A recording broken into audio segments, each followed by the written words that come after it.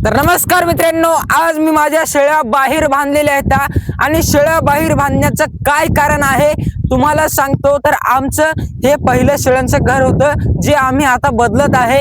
हे बघा, जाळे देखील आम्ही रवत आहे, इकडून देखील रवलेले आहेत। आता आणखीन पण घर करायचं आहे मित्रांनो। तर ह्या आहेत आपल्या शेळ्या ज्यांना सर्वांना मी बाहेर बांधलेल्या आहे। हे बघा, इकडून तिकडून सगळीकडून तुम्हाला शेळ्या दिसत असतील आणि शेळ्यांना बांधण्यासाठी कशाची सहायता घेतलेली आहे तुम्हाला सांगतो।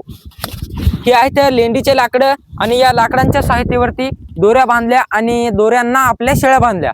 इथं आपली पिल्लेवाली शेळी बांधलेली आहे भावांनो। हे बघा, दोन दोन लेकरं आहेत या शेळीला आणि दोन्ही पण पाठीच आहेत।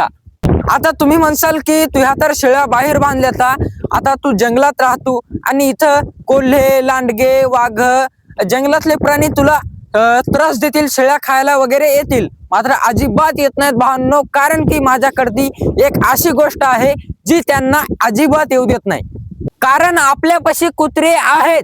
हे बघा, हीच आहे ती कुत्री, हिचं नाव आहे शुभ्रा कुत्री। मित्रांनो, ही आहे राणी आणि ही आपल्या शेळ्यांपाशीच झोपलेली आहे, शेळ्यांची काळजी घेण्यासाठी, शेळ्यांचं संरक्षण करण्यासाठी। आणि हे आहे भावांनो मोत्या, हे आपल्या शेतामध्ये कुठल्याच जंगलातला प्राणी येऊ देत नाही आणि गावातला देखील प्राणी येऊ देत नाही। भावांनो, खूपच इमानदार कुत्रे आहेत। रात्रीच्या किती वाजता देखील आपल्या वावरापासून काहीही कुठलाही प्राणी जाओ भुकतात त्याच्या डायरेक्ट अंगावरती जातात। मित्रांनो, हे आहेत आपले बैल। आता मी चिवळ्यापाशी बसलेलो आहे, पाठीमागे माझ्या नंद्या आहे, इकडे वासरू आणि गाय आहे भावांनो। वासराचं नाव बबडी ठेवलेलं आहे। चिवळ्या मस्तपैकी हुशार बैल आहे, त्याच्या अंगावर देखील बसलेलो आहे, काहीच करत नाहीये।